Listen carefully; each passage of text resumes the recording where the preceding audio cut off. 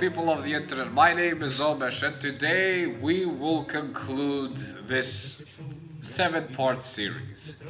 And in this episode we will be talking about Montenegro, North Macedonia, and Kosovo. And again, for those people who don't know geographically where they're located, in ex-Yugoslavia they are the southern republics.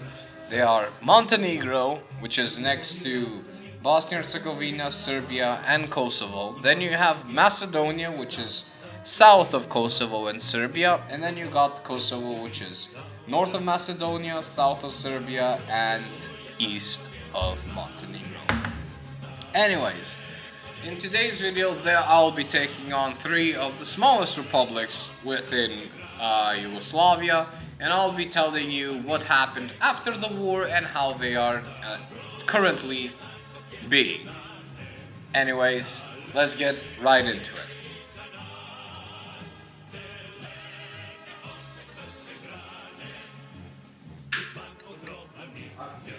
Okay, now with the last 3 republics remaining, what do I have more to say?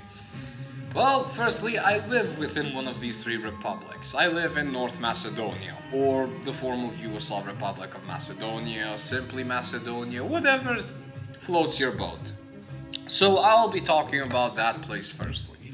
Now, I'll be talking about basically Macedonia after 2001, because that is when the Yugoslav wars ended. So how did the Yugoslav wars impacted Macedonia?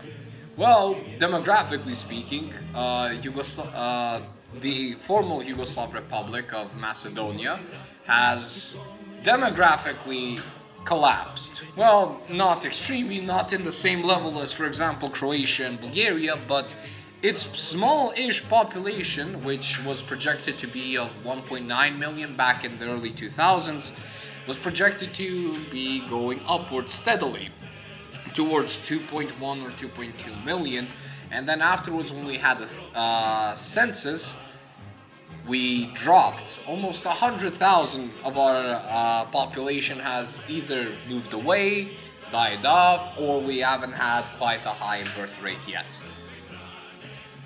Now, other than that, the ethnograph of the population has been basically the same ever since the 2001 census, which is 25-30% Albanian, 60% Macedonian, and whatever's remaining less, the rest is a mixture between Turks, Bosniaks, Serbians, Roma, and all the such. You know, as I've mentioned it, the Roma people are one of the largest minorities within the ex-Yugoslav nations. They are probably 3rd or 4th place within the non-Slavic minorities of Yugoslavia. You have the Albanians being the 1st place, 2nd place being the Hungarians, and then 3rd place has been changed between Romanians and Bulgarians, all the such throughout history, but then it's a tight place between them and the Roma people. They have been one of the most discriminated population within Yugoslavia, and it comes from multiple excuses. People want to degrade them via their skin color, via the way that they speak, via the way that they live out their lives and all the such, and they start to use them as scapegoats of reasons why their population or their way of life is declining. Now, Macedonia has one of the only municipalities on the entire planet which the Roma language is considered as a standard language in that municipality. And that municipality is a municipality north of Skopje called Shuto Rizari. Is one of the only municipalities in the entire planet which recognizes the Roma population and the Roma language as an official or legitimate language within the place. Now, with that out of the way, let's talk about Macedonia's geography. It's quite about to this place.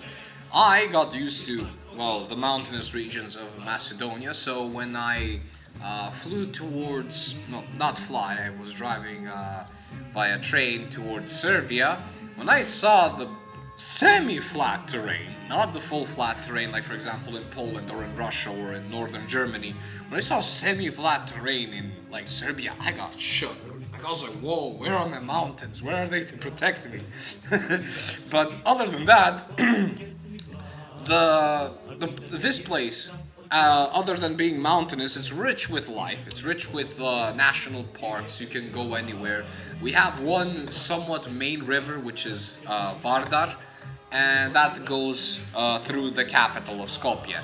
And there's like a lot of scenery that you can go through. You have old Turkish settlements and places and markets and all such, what we call Stara Čaršija, or Čaršija je vjetar in Albanian, or Old Bazar as in English it's known as.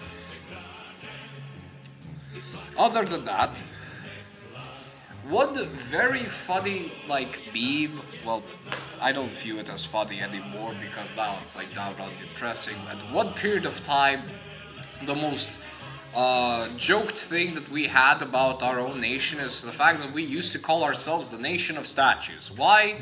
Because before 2014, there was an unreasonable amount of money poured into the economy. Why? Just to build very cheap copper statues.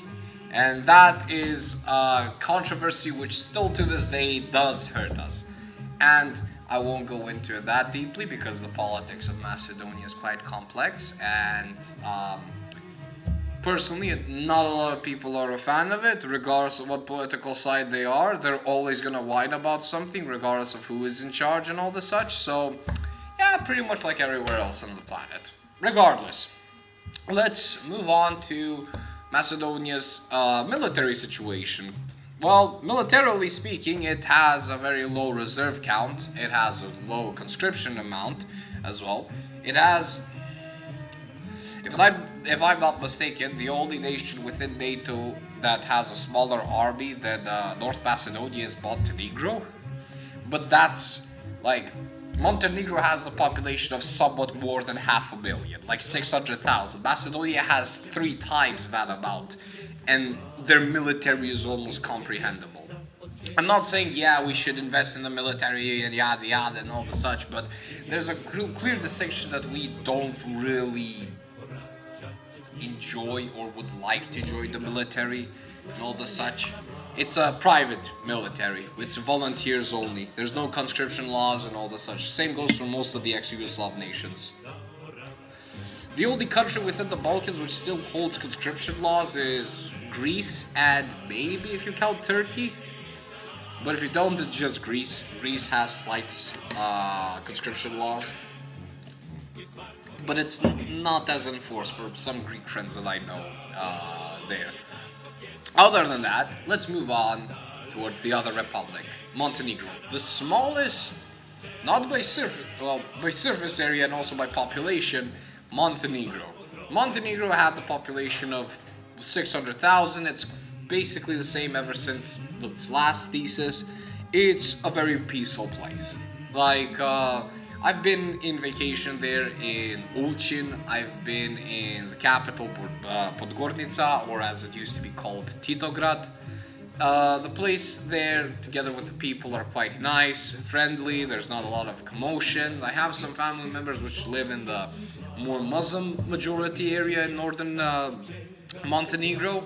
And personally, I have no issue or anything against the Montenegrins, like I ever do with any other nation or any other of the populations. And let's talk about its geography. Montenegro, similarly to Macedonia, is quite a mountainous region. The only exception towards that is the fact that Montenegro has a large coastline. And that coastline, again, helps it with its tourism, helps it with its economy, and all the such. Montenegro, demographically speaking, used to be majority Serb, and then you have Muslims or Bosniaks, and then Albanian minorities.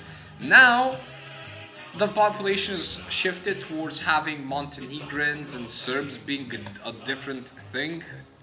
Again, this isn't because the everyday individual wants it to be the everyday thing. It's mostly because of rich people saying that they want a different thing, and now everybody has to conform towards it. And they have a million tactics to do that. Trust me, there's a lot of things that they can do. But other than the demographic side, for such a small nation to be divided so rapidly, they also had one of the longest lasting quote dictatorships in the Balkans. After in 2020 or 2021, I'm not sure. It was quite recent.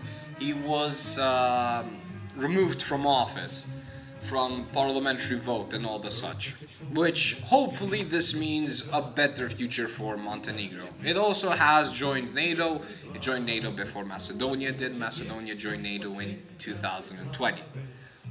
Now, from Montenegro, another reason why I would suggest you personally as an individual to go and visit that place, other than the scenery and also the people, would be their food. Every single Balkan nation from Bosnia downwards have one of the spiciest and one of the greatest fulfilling foods. Also in Croatia as well, but personally I'm more of a very southern Balkan individual, so I enjoy my spices a lot. Now, from spices, let's go to a spicy topic, and that is Kosovo. Kosovo, a controversial topic to say the least, is the last republic to gain independence. Now, Kosovo's independence is, again, disputed, so if you do not recognize Kosovo's independence, you could just go forward to the video outro, see you later. But if you do, stick around. I personally have traveled to Kosovo there personally, and it is a quite interesting place. Personally, even though the city of Pristina is a smaller city than Skopje, the way that its architecture works there makes it feel larger. Like it's closer to some people's interpretation of how New York looks like, and it has that outlook of bigger than life than what it actually is. Kosovo's ethno-diversity is the majority of the population being Muslim Albanians, and then afterwards comes the Orthodox Serbs, and then you got Muslim Bosniaks or Gorans, and then afterwards you have minorities like, for example, Catholic Croatians here and there. You have some Macedonians which live in Kosovo as well, and so on and so forth. You also have a different another minority of Catholic Albanians living in Kosovo, and Orthodox Albanians. But nonetheless, population-wise, 90% or more are ethnically Muslim Albanians. Now, politically, situations there have been always tense with Serbia. They've always have been threatening war and terror attacks with one another before they gained independence or proclaimed independence, and they still face the same issues as they did before. Military would be mobilized to the border. A terror attack would be commenced against an innocent civilian. It would be either an innocent Albanian or it would be an innocent Serb, which were trying to mind their own business, were either provoked or they've provoked the other, and it ended in shootings, murders, rapes, and all the such.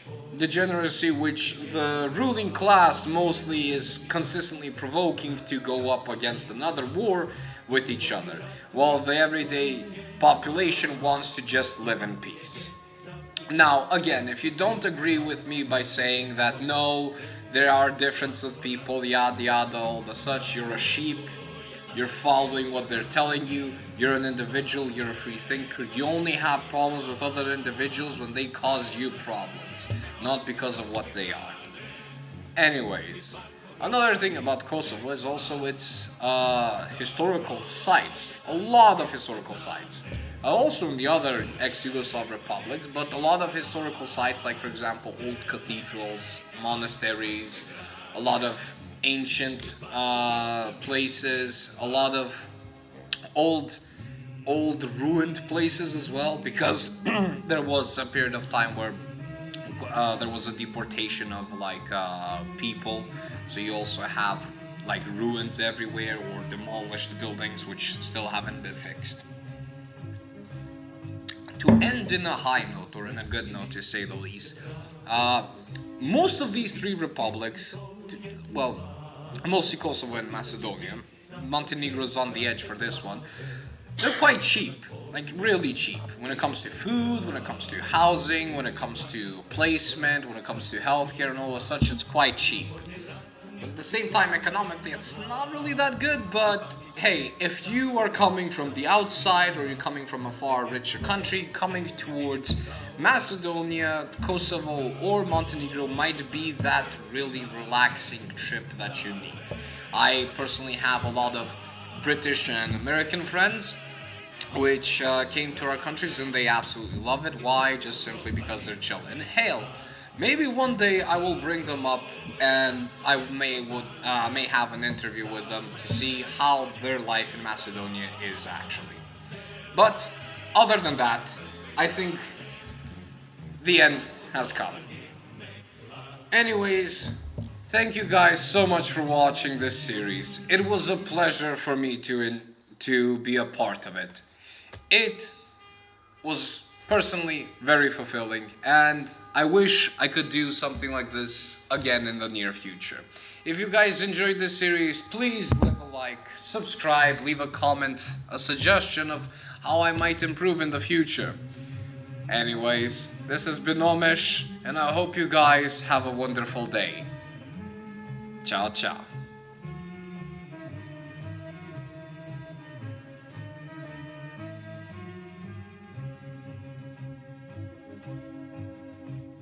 Će šume i niknut će trave i zaraz će bitke u stoljetni hlad, a pitat će